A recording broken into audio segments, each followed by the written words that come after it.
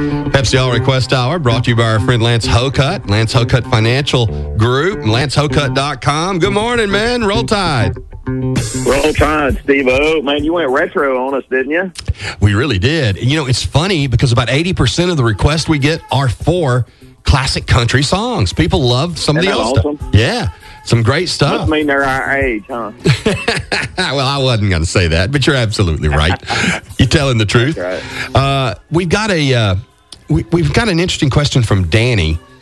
It's a two-parter. Danny, tap that app at 95.3 The Bear for Lance Hocutt. He says, number one, is buying a house always better than renting a house?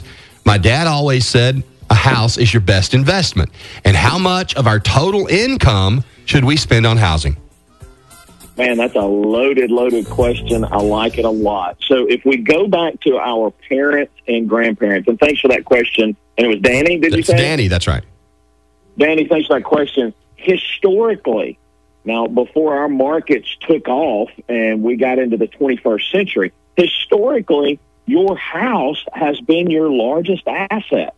However, with the market moves that we've seen over the past, even this decade, you have seen investments such as your 401k, your IRA, really offset that and make it larger.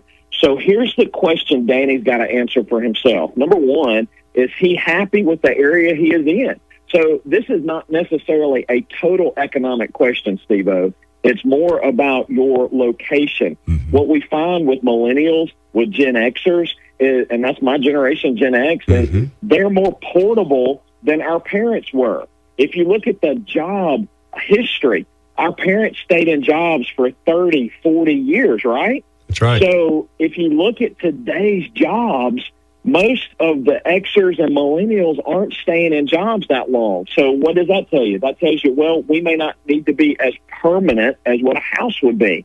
However, the housing market historically is very stable. Now, we saw the economic crash of 2006, 7, and 8 that led to the Great Recession. So that question he's asking is more than an economic. It's a, what's your job look like? What's your feel for the community you're in? What stage are you in life? So if you're on our side, 50s plus, you may say, you know what, I'm going to rent for a while because I may not want to live here in retirement. I may want to go north. I may want to go south. I may want to go somewhere else. So what I'm telling Danny is that is a decision that we need to consider economics, and that was the second part of his question.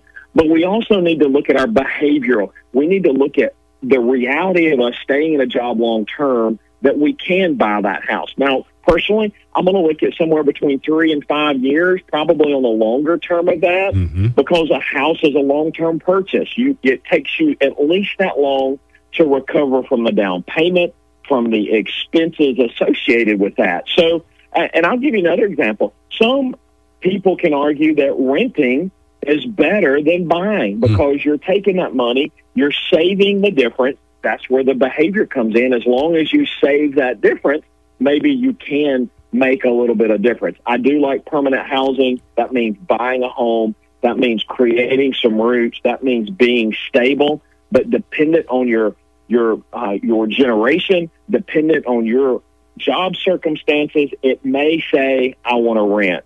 Now, let's take that to his second part of his question, the economics. The economics are real simple. Typically, lenders don't want to see you purchasing anything more than 28% of your overall annual income. Now, that 28% includes property taxes, that includes insurance, and your mortgage payment. So to Danny's question is, he needs to take his annual income, multiply it by 0.28, and say, okay, this is the maximum my lender's going to recommend. Now, that maximum is also going to be based on what your credit looks like, what's your stability, how long have you been in that job. So it is both, Steve-O, an economic question, but I'm going to say it's probably more a behavioral question or a personal question to say, how long am I going to be here? What does it look like?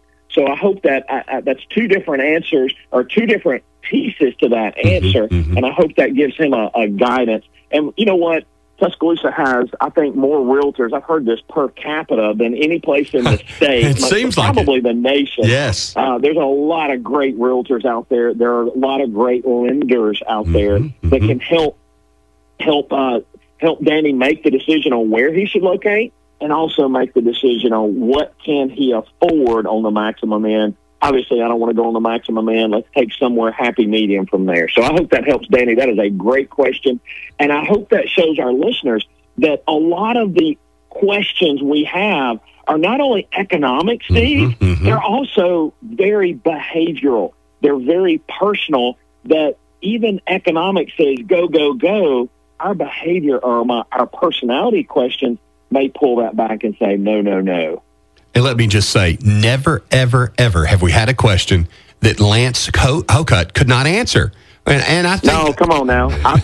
We've had some of those questions, and I'll tell you if I don't know the answer, but I've been around long enough to know those. So, folks, come see us, dial us, visit us on the web, lance@lancehokut.com. We'd love to help you. 205-345-9733.